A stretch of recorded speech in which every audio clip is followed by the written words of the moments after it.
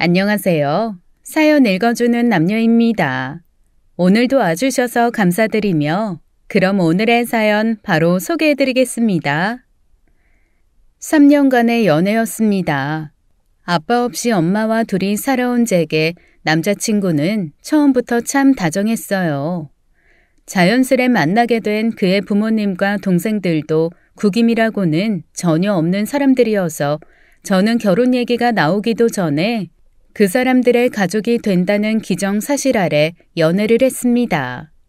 이렇게 스리슬쩍 시집을 가는 건가 싶던 어느 날 그는 담백하고 성실한 그의 성격과 꼭 닮은 프로포즈를 제게 해주었어요.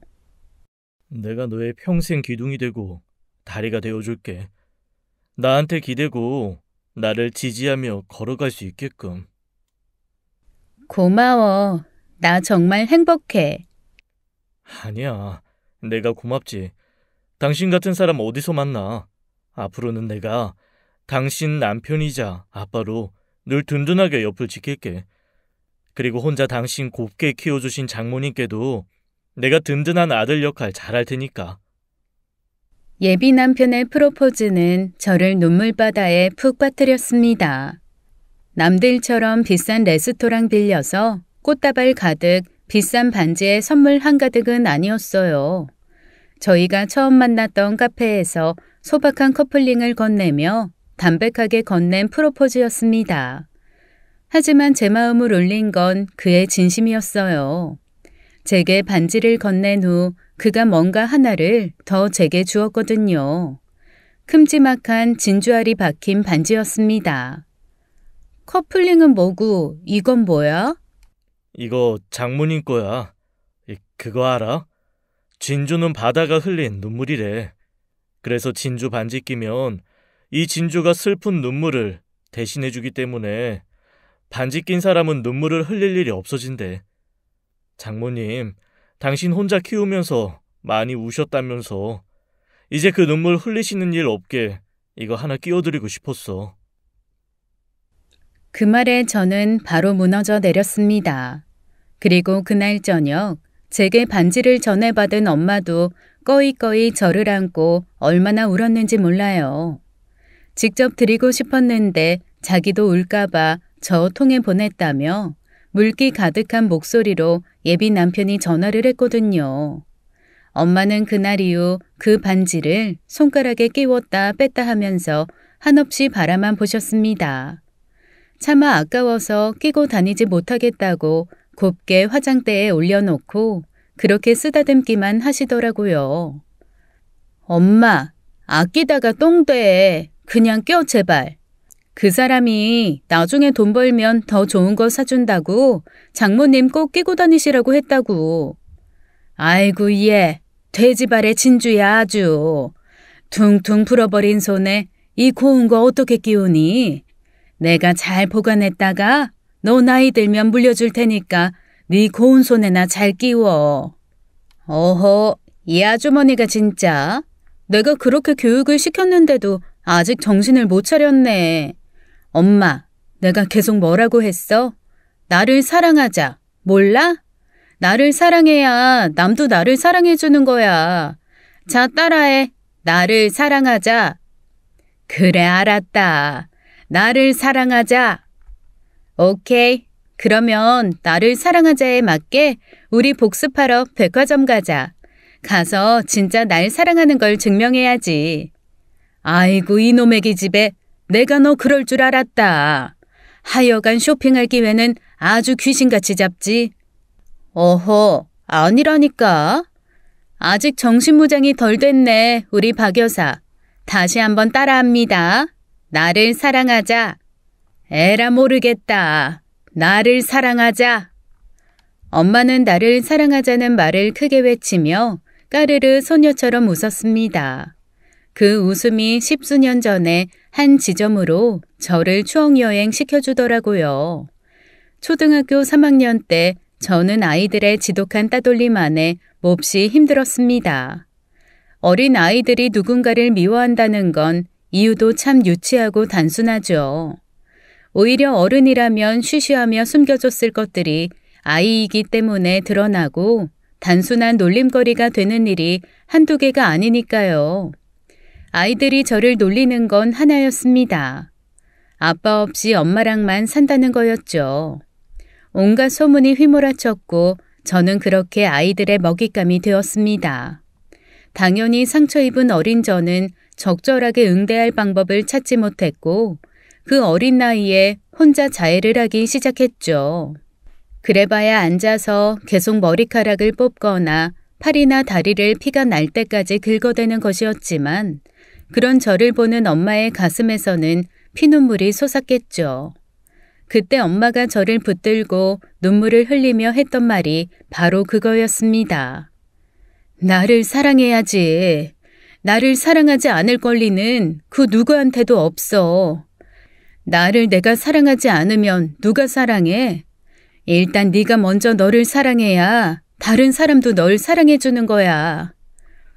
어린 제가 엄마의 그 말을 어떻게 다 이해하겠어요. 그런데 저를 붙들고 눈에 핏발이 선 채 한마디 한마디 힘주어 말하는 엄마의 그 마음은 충분히 느낄 수 있었습니다.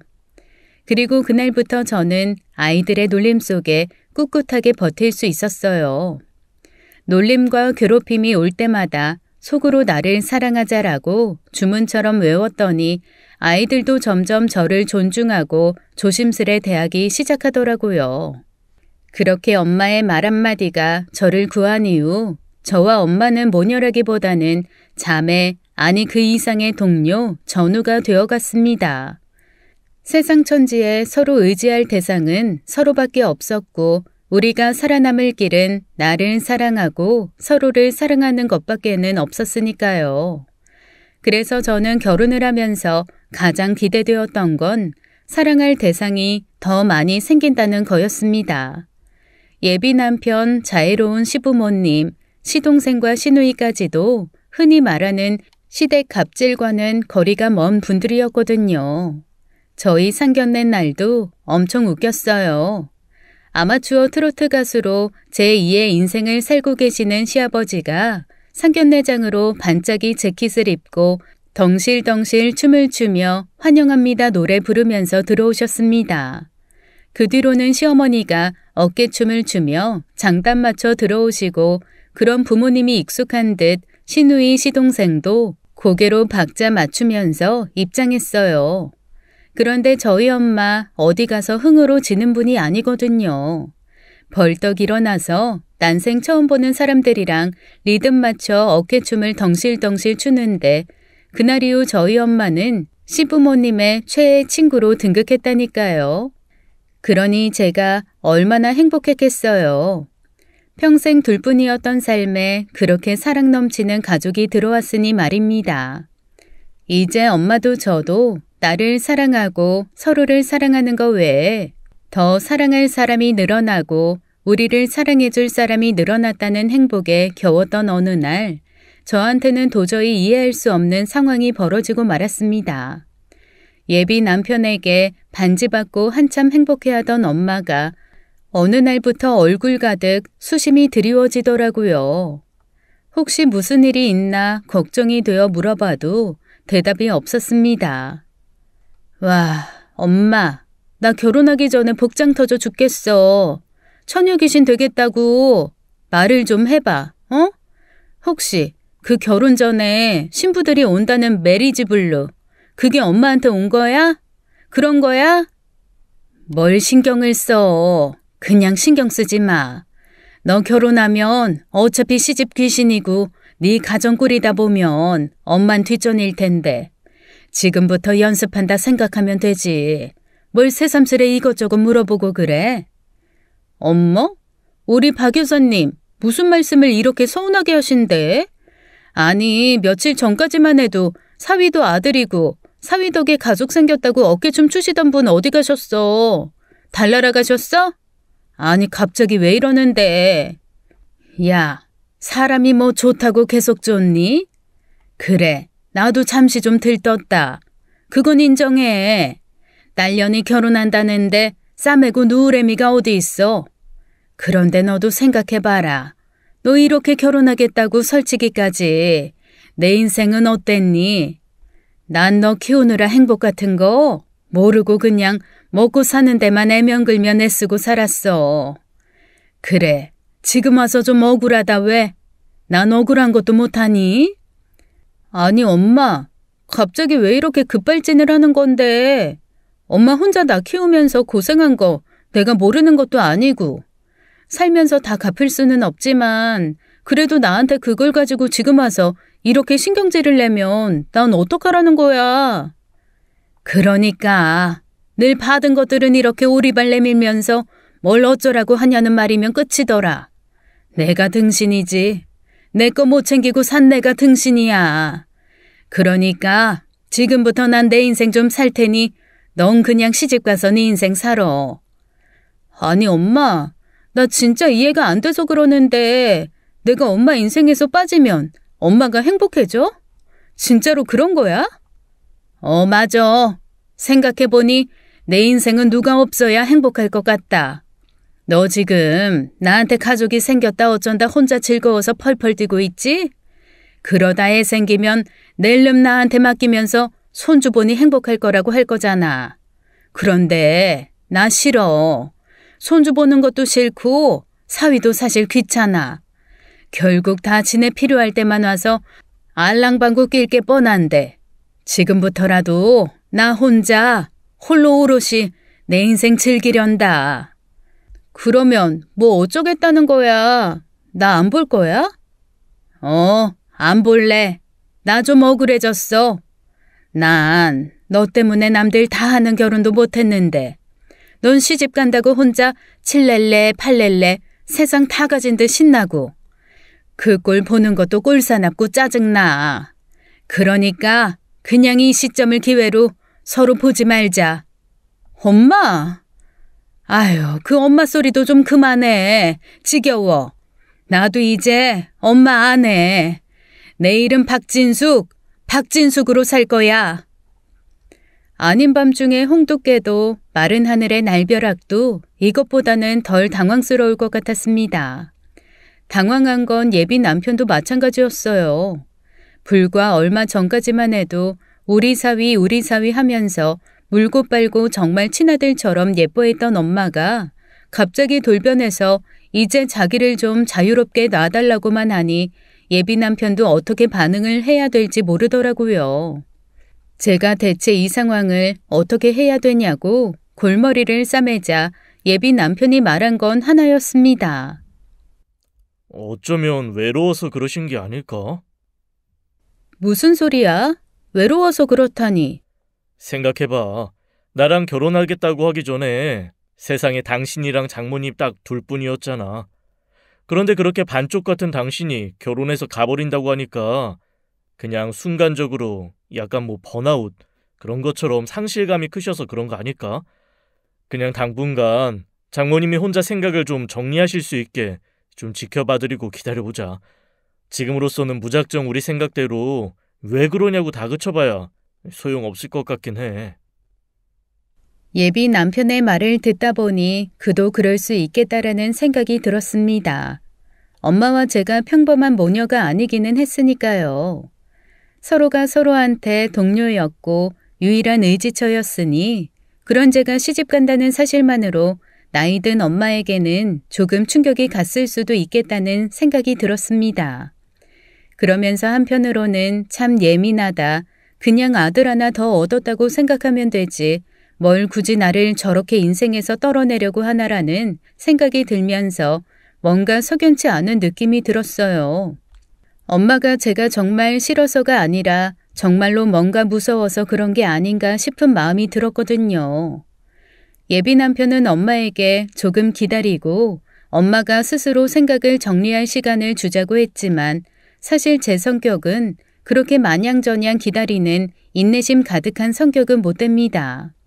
성격이 좀 급한 것도 있지만 일단 빠르게 뭔가 결정이 나지 않으면 그 다음으로 넘어가질 못하는 타입이에요. 그래서 공부를 하더라도 여러 개 이것저것 하는 건 못했고 문제집 하나 처음부터 끝까지 다 풀어야 그 다음 과목으로 넘어갈 수 있었던 정도였습니다. 그래서 어느 날 딱 각 잡고 앉아서 엄마와 독대해서 꼬치꼬치 캐묻기 시작했어요. 엄마 나한테 뭐 말 안 하는 거 있지? 엄마가 그냥 단순히 내가 결혼을 해서 엄마의 상실감으로 나한테 이럴 리가 없어. 나는 절대로 엄마가 그럴 사람이 아니라고 생각해. 대체 무슨 일인데? 우리 이때까지 엄마 서로한테 할 말 안 할 말 다 하면서 정말 전쟁 같은 이 세상 둘이 협력해서 이겨내고 버텼어. 앞으로도 그건 달라질 거 없다고. 그러니까 엄마 숨기지 말고 말을 해. 내가 뭘 숨겨? 내가 뭘 무서워해? 너는 항상 그렇게 네가 다 답정해놓고 네 답대로 사람 끌고 가려고 하더라. 너 그거 되게 안 좋은 버릇이야. 난 너한테 숨기는 것도 없고 너한테 더 이상 할 말도 없어. 지금도 봐. 내가 지금까지 이때까지 계속 나는 나의 삶을 살고 싶다고 이제 너한테서 벗어나고 싶다고 그렇게 말을 했는데 너 지금도 내 말 안 듣고 있잖아. 아니 엄마 그게 아니라 엄마가 진짜로 뭔가를 숨기는 게 아닌가 싶어서 그래. 나 엄마가 이러는 게 너무 이해가 안 돼. 내가 알던 엄마가 아니잖아. 아이고 네가 날 얼마나 안다고. 솔직히 네가 엄마 하긴 했지만 내가 어떤 생각을 가졌는지 어떤 슬픔을 가지고 살았는지 무슨 마음으로 널 키웠는지 네가 한 번이라도 제대로 알아볼 생각이나 했어? 엄마의 그 마지막 일갈은 살짝 저를 움츠러들게 했습니다. 사실 모든 자식들이 그렇듯 엄마를 이해한다고는 하지만 그 이해라는 건 그냥 순전히 제 범주 안에서 제가 할 수 있는 생각의 틀로 이해하는 것밖엔 안 되긴 했잖아요. 제가 아무리 이해한다고 이해한다 말로는 그렇게 말을 해도 엄마의 그 깊은 세월의 슬픔을 어떻게 다 이해하고 납득할 수 있었겠어요. 엄마의 그 말에 사실 할 말이 없어지긴 했습니다. 그리고 곰곰 저도 깊이 생각을 하기 시작했죠. 과연 뭐가 저렇게 엄마를 저한테서 돌아서게 만들었는지, 제가 할 수 있는 건 뭔지, 하지만 아무리 생각에 생각을 거듭해도 전혀 그 답은 떠오르지 않았습니다. 정말로 예비 남편의 말대로 엄마 스스로 생각을 좀 정리할 시간을 줘야 되나 고민이 되면서도 엄마의 마음이 저렇게까지 꽉 닫혀버렸는데 내가 아무것도 안 하고 있으면 엄마가 오히려 더 방치된 것 같다는 생각에 상처 입지 않을까라는 걱정도 들었습니다. 어느 수준까지 엄마에게 응대를 해야 되는지 정말 판단이 안 서더라고요. 그렇게 고민의 나날이 깊어가던 어느 날 엄마가 결정적인 행동으로 저를 다시 한번 충격에 빠뜨렸습니다. 아니 몇 달 뒤면 결혼할 거라 어차피 집에서 나갈 건데 그 몇 달을 못 참겠다며 글쎄 저한테 집 나가서 따로 살다가 시집을 가라는 거예요. 아니 엄마, 대체 이러는 이유가 뭐야?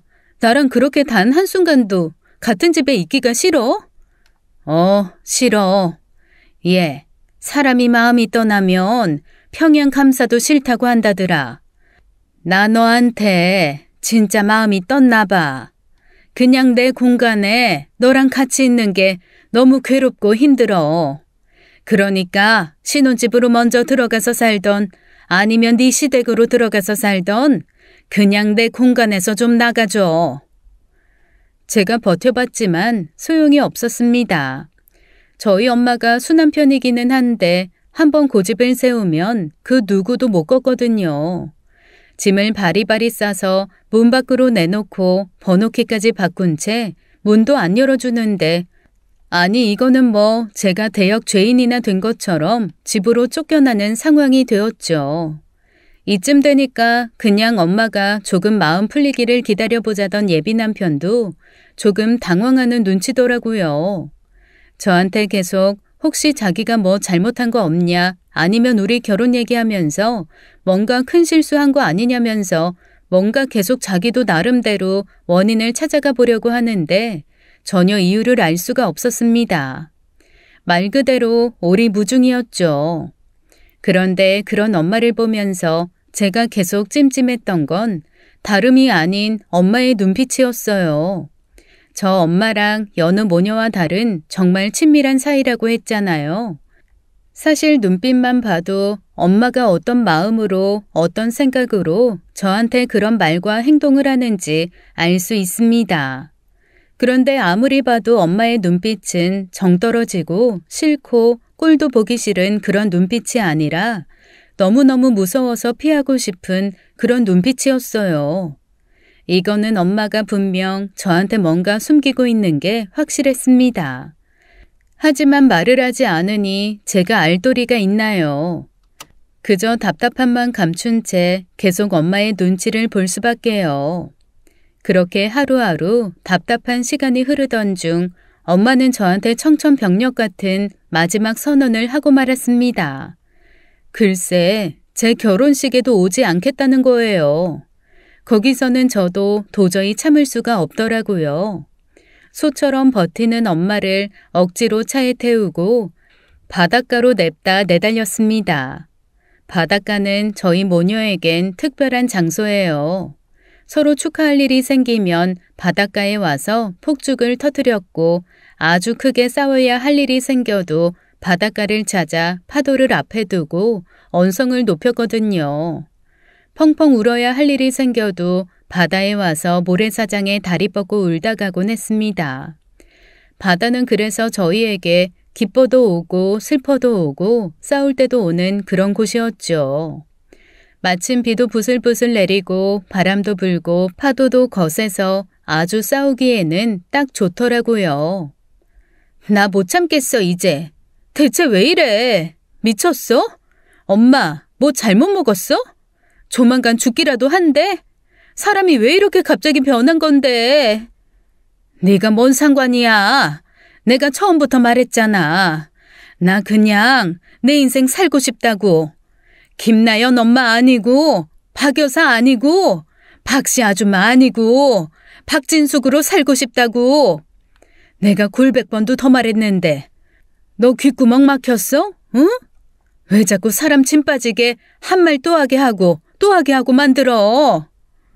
엄마, 진짜 단단히 뭐가 잘못됐구나. 제정신 아니네. 아이고, 제정신이야 애저녁부터 아니었지. 내가 제정신이면 결혼도 안 하고 자식 혼자 그러고 키웠겠냐? 나사 하나 빠진 등신이라 그러고 살았지.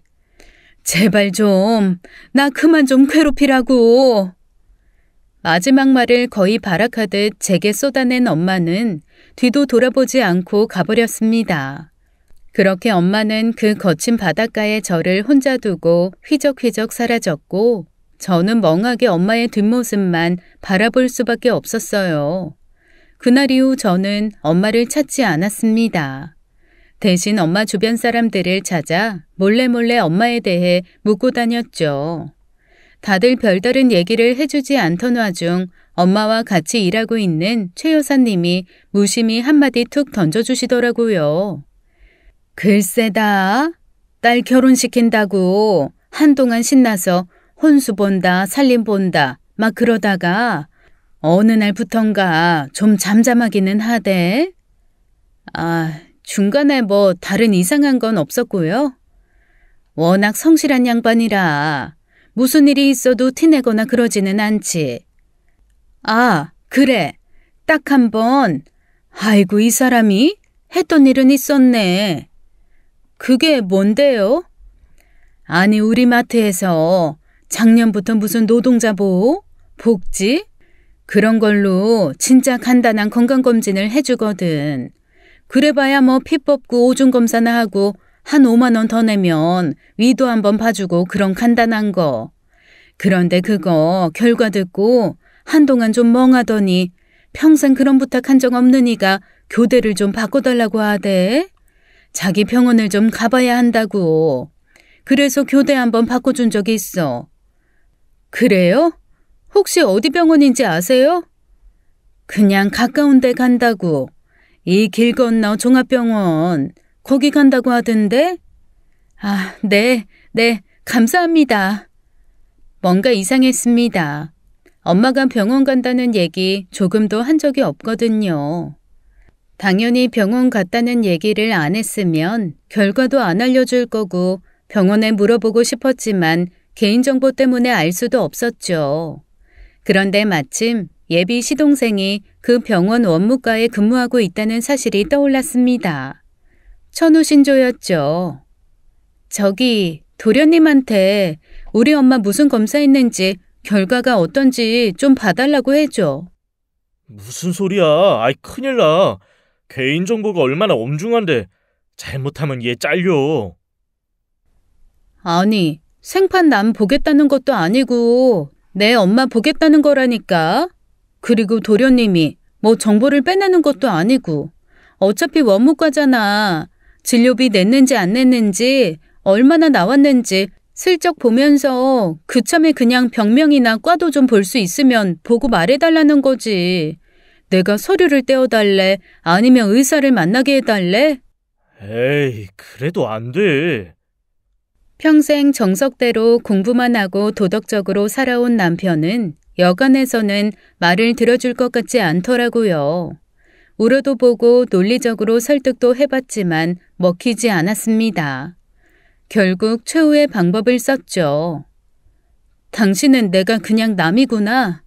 그래, 이런 관계 유지해서 뭐하냐? 그냥 우리도 헤어지자. 뭐? 아니, 얘기가 왜 거기로 튀어? 야, 그건 아니지.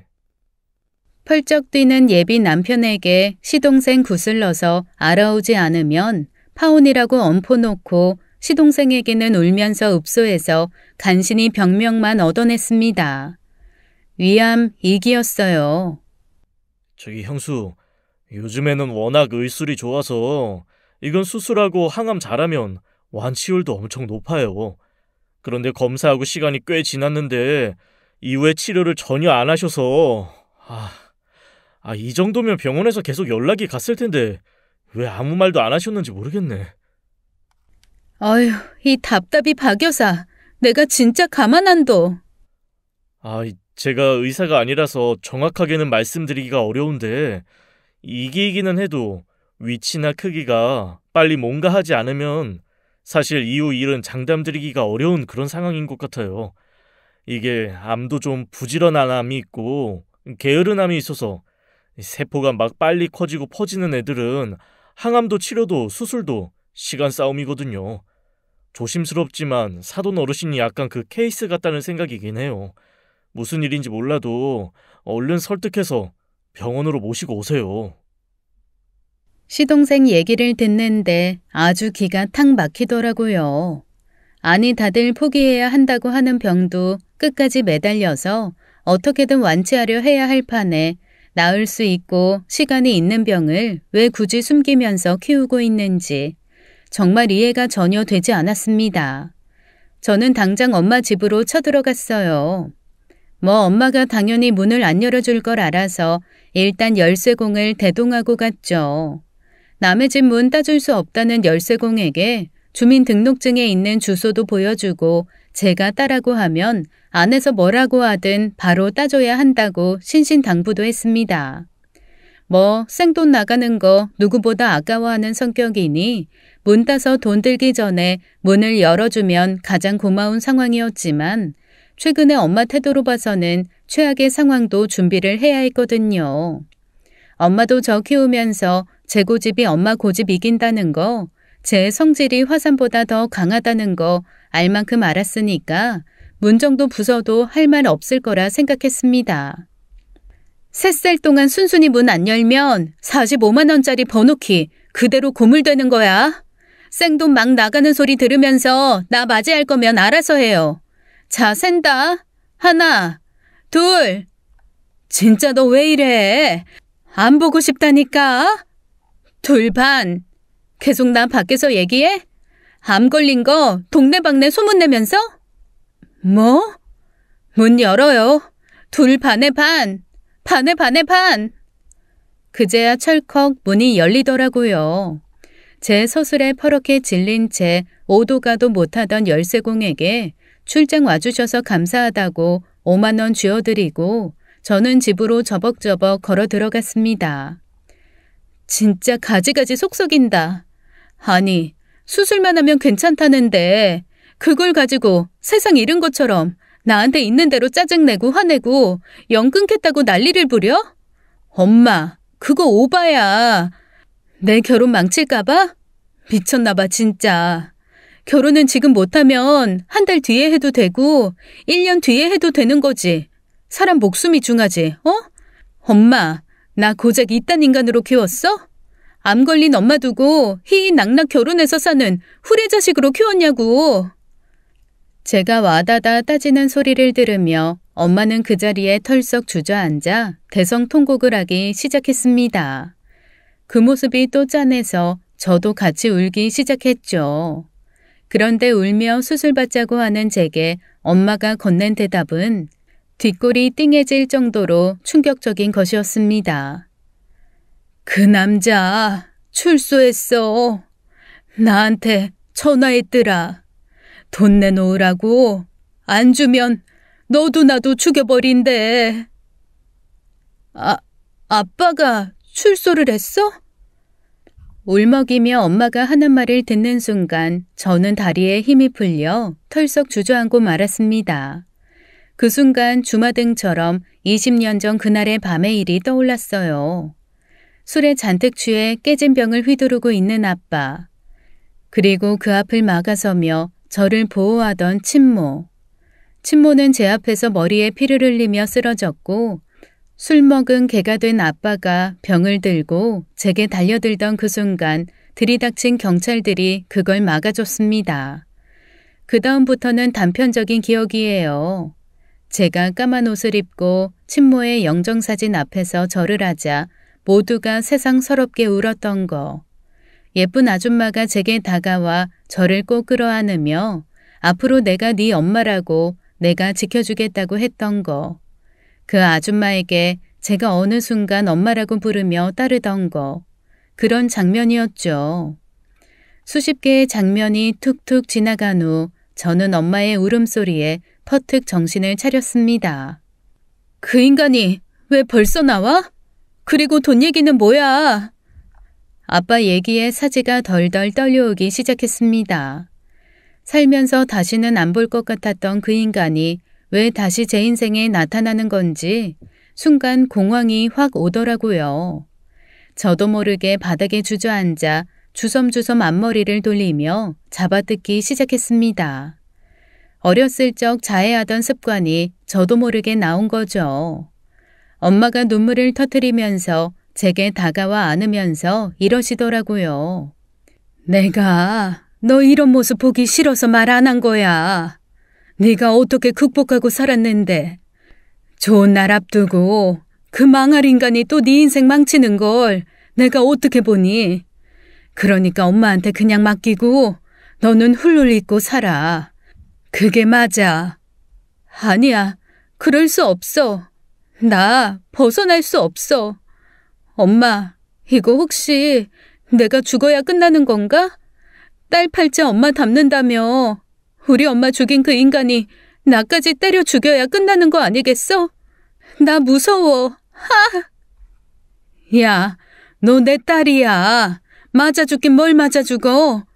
넌 가끔 내시경이나 하면서 건강 챙겨. 딸 팔자 엄마 닮는다고? 아이고, 내가 물려줄 게 없어서 딸한테 위 아픈 거 물려주겠니? 그런 거 안 물려줄 거야. 너 내 딸이니까 네가 걱정할 건 맞아 죽는 게 아니라 위 아픈 거, 그거 걱정해야 돼. 어쩌면 어거지로 우격다짐하는 말일 수 있었습니다. 그런데 그 말을 듣는 순간 저는 조금씩 앞머리를 잡아뜯던 손을 멈추게 되더라고요. 엄마, 나 무서워. 진짜 너무 무서워. 괜찮아. 내가 너 힘들게 안 해. 그 인간이 너 찾아와서 괴롭히게 안 할 거니까 걱정하지 마. 그런데 돈 얘기는 뭐야? 그 인간이 왜 엄마한테 돈을 달라고 해? 네 친모가 남긴 돈이 있다는 거지. 네 친모가 자기 남편 개차반인 거 알고 보험이며 뭐며 다 네 앞으로 돌려놓고 미리미리 처리 다 해놨거든. 나한테도 맡겨둔 게 있고. 그런데 나 너 키우면서 네 엄마가 남긴 돈 한 푼도 안 썼어. 내 친구가 핏값으로 네 앞에 남긴 재산이라 생각하니 도저히 쓸 수가 없더라. 너 결혼하고 나면 완전히 너희 앞으로 다 돌려놓을 생각이었거든. 그런데 그 후레자식 같은 놈이 출소하면서 그 돈 자기 거라고 내놓으라고 협박하더라. 뭐 하겠어. 하던 짓 도박이나 하겠지. 지 마누라 돈 빼서 도박하려다가 마누라 죽게 하고 감옥까지 간 놈인데 사람 안 바뀌더라. 안 바뀌어. 엄마, 그 돈 그냥 줘버려. 그 돈 주고 나랑 엄마랑 어디 멀리 다른 데 가서 살자. 예, 정신 차려. 그 인간이 돈 받으면 다시는 안 나타나겠니? 그거 하루면 말아먹고 다시 나타나서 목 조일걸? 그런 꼴 당하는 사람 나 하나로 좋게.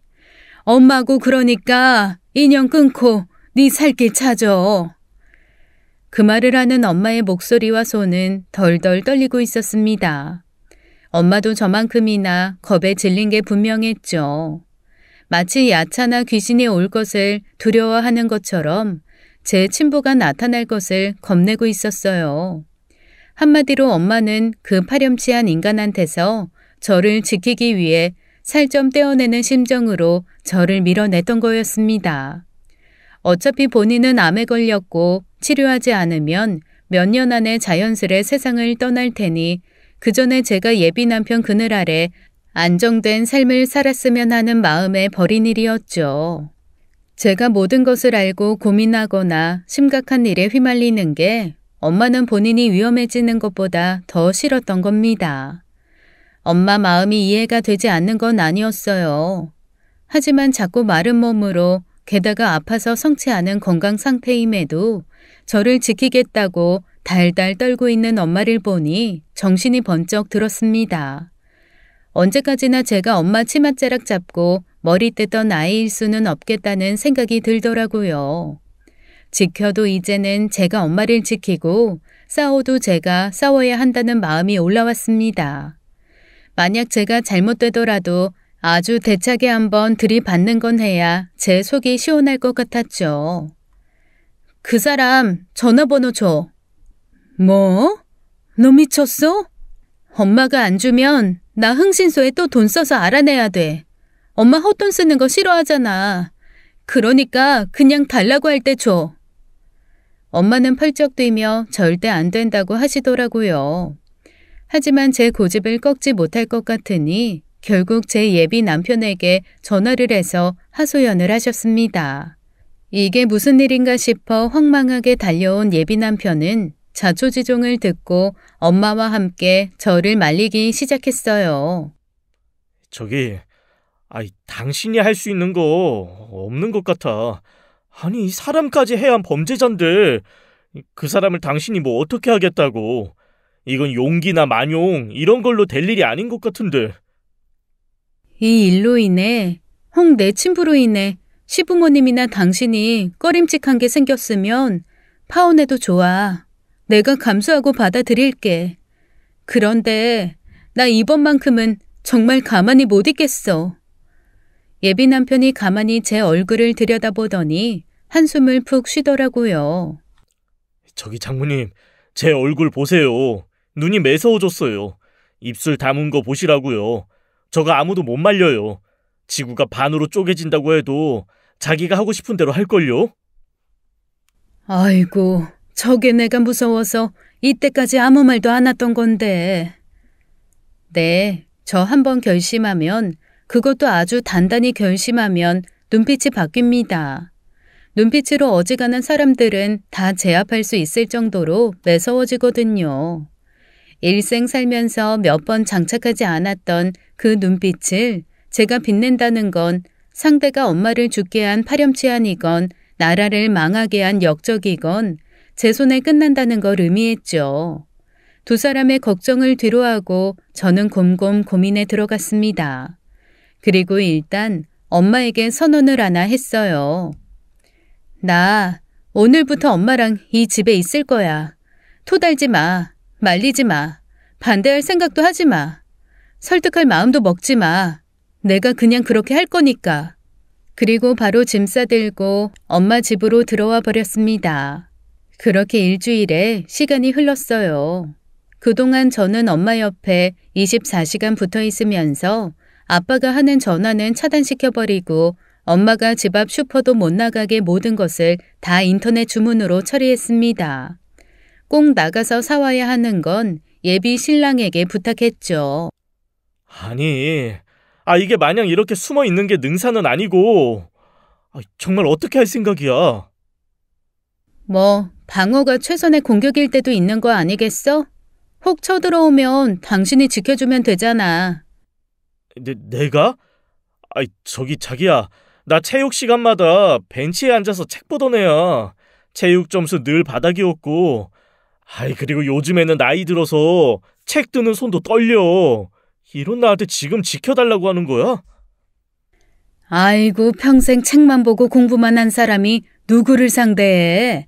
차라리 너랑 내가 후라이팬 하나씩 들고 덤비는 게 낫지. 그래? 그러면 후라이팬이나 좀 사놓자. 요즘 주물로 된 거 그 쇠 후라이팬 잘 나오더라. 그거 2개 주문할까? 너 지금 농담이 나와? 아니, 얘가 진짜 어쩌려고 이래. 두 사람은 계속 걱정을 끊임없이 해댔지만 저 그냥 놀지 않았습니다. 가만히 있지도 않았어요. 제가 어렸을 때 한동안 손자병법, 오자서병법, 오륜서, 무경십서, 무비지, 무호병법을 비롯 각종 무협지에 완전 빠져 있었을 때가 있었거든요. 그때 알았죠. 앞에 나가서 나를 따르라 하며 돌격하는 사람이 제일 먼저 죽는다는 것을요. 끝까지 살아남고 끝내 이기려면 작전이 필요하고 때를 기다리며 정확한 한 방을 날려야 한다는 것을 깨달은 지 오래입니다. 그리고 무서운 것이 생길수록 눈 똑바로 뜨고 바라봐야 무서움도 사라진다는 것을 말이죠. 제가 어렸을 때 한동안 귀신 이야기에 푹 빠져서 혼자 없는 무서움도 만들어 두려워했던 적이 있습니다. 그때 제 친모가 이런 얘기를 해주곤 했어요. 별로 무섭지 않은 것도 내가 무섭다 하면 진짜 무서워져. 그럴 땐 차라리 눈을 크게 뜨고 저리 가, 무서움 저리 가, 두려움 저리 가 이렇게 외쳐. 그러면 진짜 없어진다? 어린 시절 친모에게 그 얘기를 들은 후 장롱에서 귀신이 나올 것 같고 식탁 아래서 귀신이 웅크리고 있을 것 같은 상상이 올라올 때마다 외쳤습니다. 저리 가라고 말이죠. 하나도 안 무섭다고 말입니다. 그런데 참 신기하게도 그렇게 말을 하고 나면 정말 두려움이 없어지더라고요. 그래서 이번에도 그렇게 하기로 했습니다. 평생을 이름만 들어도 무서워서 덜덜 떨었던 아빠였지만 엄마를 위해서도 제가 더 이상 떨고만 있을 수는 없다는 생각이었거든요. 하지만 작전이란 많이 알면 알수록 들통나기도 쉬운 거잖아요. 엄마에게도 예비 남편에게도 말하지 않고 홀로 은밀하게 하나하나 진행해 나갔습니다. 그리고 결국 제가 원했던 그날이 왔어요.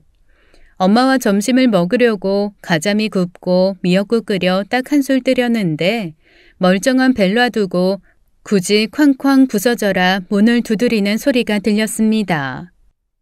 아이씨, 아니가 내 전화를 씹어? 야, 집에서 안 나오면 내가 물러날 줄 알았냐? 없는 척하지 마. 다 알고 왔으니까. 이것들이 아주 사람이 가만 기다려주니까 가만히 팽겨쳐 둔 걸로 아나, 이씨. 나와. 내 돈 내놓으라고. 안 나와? 목소리를 듣는 순간 등줄기가 얼어붙었습니다. 아무리 정신적으로 저리 가라고 주문처럼 외웠어도 실제 목소리가 들리니 여전히 무섭고 떨리더라고요. 하지만 엄마 앞에서 그 티를 낼 수는 없었죠. 제가 무서워하면 엄마는 정말 할 일 없이 무너지실 테니까요. 그래서 무심한 척 덜덜 떨리는 손을 혼자 지그시 누르며 엄마에게 무시하고 밥이나 드시라 했습니다. 하지만 이미 겁에 질릴 대로 질린 엄마는 한술도 뜨지 못하더라고요. 밖에서 들리는 소리는 이미 도를 넘기 시작했습니다. 손이 아닌 망치 같은 걸로 문을 부수려고 하는 것 같더라고요. 시끄러운 소리에 내다본 이웃들에게 험한 욕짓거리에 위협까지 하는 걸 듣고는 더 이상 모른 척하는 건 민폐겠다 싶어 문을 열었어요. 그렇게 시끄럽게 하실 것까진 없잖아요. 뭐라? 아이 너? 이야, 아이 너 많이 컸다 야. 이 싸가지 없는 것. 애비가 그 추운 데서 개고생을 하고 있는데 면회 한번 영치금 한 번을 안 넣어줘? 에라이 취애미 닮아서 아주 싸가지가 바가지에 상판도 재수없게. 야, 너 지금 걸치고 입고 쓰는 거 그거 다 내 돈이야. 내가 지금까지 쓴 건 그냥 애비로서 큰 임심 써서 안 받을 테니까 남은 거 당장 내놔. 당장 내놓으라고. 20년 만에 만난 딸한테 그 말밖에 할 게 없어요? 뭐? 아이고, 그러면 뭐 사랑하는 내 딸아, 아빠가 잘못했다. 내가 죄인이다. 그러길 바라셨어. 아이 꿈깨. 세상이 그렇게 동화가 아니야. 그리고 솔직히 네가 내 씨인지 아닌지 어떻게 아냐? 양큼만 네 애미가 다른 놈이랑 붙어먹어. 널 낳고 내 새끼인 척 키우다가 내 돈 다 너한테 주고 나 엿먹인 건 줄 어떻게 아냐고. 불행히도 친딸이더라고요. 뭐? 이게 진짜 말하는 뽐새하고는. 야 시끄럽고. 돈 내놔. 너 그냥 얌전히 주고 끝나는 게 너도 인생 편하다. 안 그럼 내가 너 평생 따라다니면서 돈 달라고 할 거야. 발 뻗고 못 자게. 짐작은 했지만 제 친부는 제가 상상했던 것보다 훨씬 더 인간 말종이었습니다. 사실 문을 열어주고 대화를 해보려고 한 건 정말 마지막에 마지막, 정말 마지막이라는 단어를 긁어 모으고 모아 만든 제 최후의 인정을 베푼 거였어요. 혹 조금이라도 망설임이 보이거나 미안한 기색을 띠거나 머뭇거리는 게 보이면 제 엄마가 남겨준 재산의 일부를 주고 이걸로 정리하자고 할 참이었습니다. 그런데 정말 제 친부라는 사람은 일말의 개선 여지도 주워다 쓸 재활용 부분도 보이지 않는 말종 중의 말종이더라고요. 할 수 없었죠. 폐기 처분을 선택할 수밖에요. 사실 지난 몇 주간 저는 집안에서 정말 많은 일을 했습니다. 흥신소를 움직여서 친부의 뒷조사를 했고 그제야 왜 친부가 엄마를 죽였는지 알게 되었습니다. 정말 엄청난 도박빚에 그 도박판을 운영하는 무서운 사람들한테 사채까지 빌려서 썼더라고요. 그걸 갚지 못하면 쥐도새도 모르게 사라질 것이 뻔하니 참 창의력 넘치게도 감옥으로 도망을 간 거였습니다. 엄마가 잘못되면 엄마 재산을 손에 넣을 수 있을 거라 생각하고 사채업자에게서 도망가고 돈도 손에 넣을 방법으로 그 악한 짓을 한 거였어요. 게다가 도박으로 감옥 간 사람들과 사람을 해쳐서 감옥 간 사람들은 수감되는 곳이 좀 다르다고 하더라고요. 즉 감옥 안에서 자기한테 복수할 사람들을 만날 일도 별로 없었던 거죠. 강산이 2번은 변한다는 20년의 세월이 흘렀으니 이제 슬슬 자기 찾는 사람도 없을 거라 생각하고 3년 전부터 가석방을 아주 열심히 준비한 모양이었습니다. 그런데 그거 아세요? 무언가를 잃은 사람은 결코 그 잃은 것을 잊지 않습니다. 특히 제 친부처럼 뒤통수 제대로 치고 도망간 사람은 더더욱 잊혀질 권리가 없죠. 저는 친부에게 돈을 빌려준 사람들에게 이미 사전에 연락을 다 취해두었습니다. 친부가 감옥에서 나왔고 자기 돈도 아닌 제 재산을 자기 것인 양 행사하려 한다고 말이죠. 법적으로는 제가 지금 엄마에게 입양이 된 상태라 친부와는 법적인 관계도 완전 정리되었거든요. 당연히 그의 빚을 계승할 이유도 없고 말입니다. 일단 그 사람들은 자기 돈 떼어먹고 도망간 친부가 감옥에서 나왔다는 사실만으로도 이를 갈더라고요. 빚 많이 지고 도망가셨던데 그 사람들 지금 밖에서 아마 오매불만 기다리고 있을걸요? 원래 사람이 꼬리 한번 잡히면 그 정체가 만천하에 드러나는 거 순식간이잖아요. 2명만 알아도 나머지 10수명 알게 되는 건 시간 문제일 텐데 여기서 이러고 계셔도 되나 모르겠네요. 뭐라고? 아이 그게 무슨... 빚진 자는 잊혀질 권리가 없거든요. 제가 찾았어요. 아버지 찾아다니며 일갈던 빚쟁이. 겨우 2명 찾기는 했는데 이 사람들이 하필 마지막 판에 아버지가 배신하고 도망가는 바람에 지난 세월 아버지 빚 갚으며 죽을 똥 살 똥 사셨던 분들이더라고. 아주 껍데기까지 벗겨서 받아내겠다고 벼르시던데요. 그러자 친부의 얼굴이 하얗게 질렸습니다. 제가 어떻게 알았나 싶겠죠. 감히 자기를 협박하냐며 버럭버럭 소리를 지르길래 저는 조용히 통화 버튼을 눌렀습니다. 아이 너 뭐 하는 거야 지금?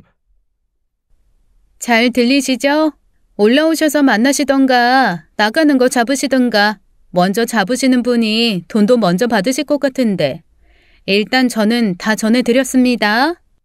와씨 이런 또라이 이 미친. 도박판 빚쟁이가 무섭긴 무서운 모양이더라고요. 하긴 사채도 20년이면 그 이자가 강남 땅에 건물 살 정도로 불었을 텐데 이건 뭐 빼도 박도 못하는 거죠. 서슬펄에서 떵떵거리던 친부가 엉덩이를 불에 댄 듯 달아나기 시작했습니다. 뭐 도망가거나 말거나죠. 그 무서운 사람들이 어디 만만한가요? 분명 얼마 못 가 잡혔을 거고 잡힌 다음에 어떻게 되던지 그건 제 알바가 아니니까요. 끝까지 저를 죽일 듯 노려보던 아빠가 사라진 후 저는 그 자리에 털썩 주저앉았습니다. 그리고 저도 모르게 먹은 것도 없는데 속 안에 찬 것을 노란물이 나올 때까지 다 개워내고 말았어요. 엄마가 놀라서 그 토사물을 다 손으로 받아내며 펑펑 우시더라고요. 아이고, 이게 강한 척하기만 했지 무서웠네 무서웠어. 그러게 이거사. 왜 험한 꼴 보면서 아빠를 만나길 만나. 그냥 엄마한테 맡기지. 엄마가 알아서 할 텐데. 나 진짜 괜찮다고 생각했는데 몸이 거짓말을 못하나 봐. 엄마 어떡해. 손 더러워졌다. 미안해. 내가 더 강했어야 하는데. 이런 게 뭐가 미안해. 엄마가 더 미안해. 엄마가 더 똘똘하고 능력 있었으면 우리 딸 이런 험한 꼴 안 보게 잘 보호했을 텐데. 너 진짜 괜찮아? 저는 걱정하는 엄마를 안심시키기 위해서라도 빨리 괜찮아져야 했습니다. 다행히 뒤늦게 예비 남편이 달려와 주었고 저도 조금씩 안정을 찾아갔어요. 그렇게 저는 악을 더 큰 악으로 물리치고 평화를 얻었습니다. 엄마에게는 새삼 미안하고 고마웠어요. 정말 제 친부가 너무 무섭고 두려웠을 텐데 그 오랜 세월 전혀 티내지 않고 저를 키우며 지켜준 거니까요. 친부가 주랭랑을 친 후 며칠간 전혀 연락이 없자 엄마는 그제야 삶에 대한 의지가 다시 생긴 듯 했습니다. 항암이건 수술이건 다 받겠다고 하더라고요. 저는 일단 엄마를 병원에 넣어두고 엄마 이름으로 된 핸드폰을 해지해버렸습니다. 그리고 죄송하지만 시어머니 이름으로 하나 더 개통해서 엄마에게 전해드렸어요. 시어머니가 그 나쁜 놈이 다시는 못 찾게 하려면 그게 좋겠다고 먼저 말씀해 주시더라고요. 감사했죠. 엄마가 입원해서 수술과 치료를 받는 동안 저는 엄마가 살던 집을 팔고 다른 곳에 전세를 구했습니다. 엄마가 자기 이름으로 된 재산 남기고 싶지 않다고 하더라고요. 차라리 전세로 2년마다 훌훌 자유롭게 이 동네 저 동네 원하는 곳에 가서 살아보고 싶다셔서 그렇게 하시라고 했습니다. 엄마의 항암은 1년 만에 끝났습니다. 그동안 제 결혼은 당연히 미뤘죠. 엄마가 펄펄 뛰었지만 이번에도 제가 거부할 수 없는 매서운 눈으라고 무조건 제 말대로 해야 한다고 우겼거든요. 예비 남편도 엄마도 깨갱, 제 말을 들을 수밖에 없었습니다. 친부를 제 삶에서 쫓아내고 1년 반 뒤에 저는 세상에서 가장 행복한 신부로 엄마 손을 잡고 버진로드를 걸었어요. 아유, 엄마가 얼마나 우는지, 제가 시집 가는 건지, 엄마가 시집 가는 건지 헷갈릴 정도였어요. 남편은 제 손을 넘겨준 엄마를 덥석 안고 온 예식장이 쩌렁쩌렁 울리게 이렇게 외쳤습니다. 저의 어머니가 되어주셔서 무한 영광입니다. 평생 두 미녀분께, 아니, 저희 엄마까지 세 미녀분께 충성을 다 바치겠습니다. 충성! 평생 숫기 없는 서생, 새님인 줄 알았던 남편의 돌발 행동에 배를 잡고 가장 크게 포복절도한 건 시어머니였고 그 말에 또 대성통곡, 눈물바다를 만든 건 제 엄마였어요. 그렇게 제 결혼식은 눈물과 웃음이 범벅이 된 역대급 버라이어티의 현장이었습니다. 그날 이후 저는 지금까지 계속 엄마에게 제발 시집 좀 가라고 성화를 부리고 있어요. 저 키우느라 정말 웨딩드레스 한번 못 입어본 엄마가 진한 연애 끝에 결혼식 하는 게 제 소원입니다. 제가 진짜 5성급 호텔 결혼식에 꽃값만 몇 천이 나와도 다 해줄 판인데 신혼여행도 50박 51일 세계 일주 잡아줄 수 있는데 우리 엄마 제 속도 모르고 이러십니다. 난 너만 있으면 돼. 아이고, 이 엄마를 대체 어떻게 하면 좋죠? 어디 좀 멋지고 번듯한 아버지감 없을까요? 지금까지 사연 읽어주는 남녀였습니다. 끝까지 시청해주신 여러분 감사드리며 저희는 다음 사연으로 돌아올게요. 감사합니다.